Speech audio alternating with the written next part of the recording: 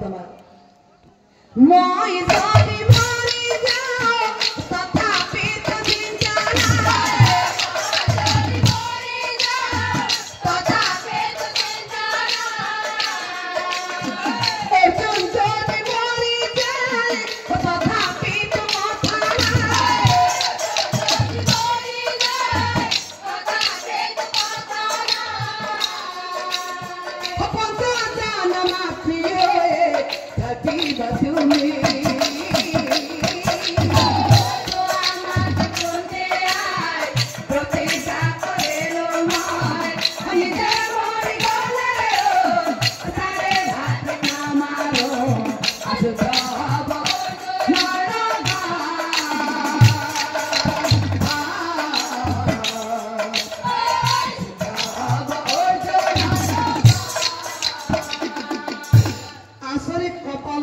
জন্মগ্ৰহণ কৰিছিলা মাতৃ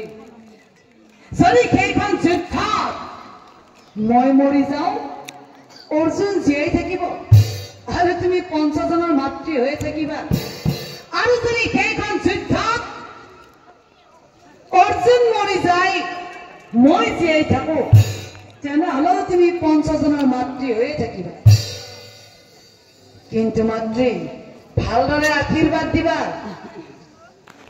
যাতে অৰ্জুনৰ লগত মই যুদ্ধত জয়ী হ'ব পাৰো হে চকুৰ পানী কৰ্ণবীৰৰ ওলাই